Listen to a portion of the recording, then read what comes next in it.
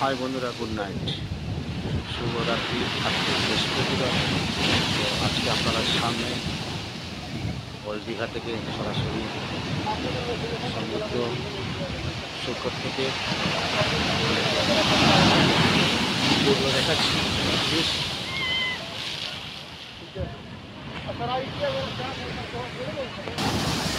দেখতেই পাচ্ছেন। পুরো গাড়ি আপনাকে সমুদ্র দিয়ে দেখতেই পারো। ও বাহ!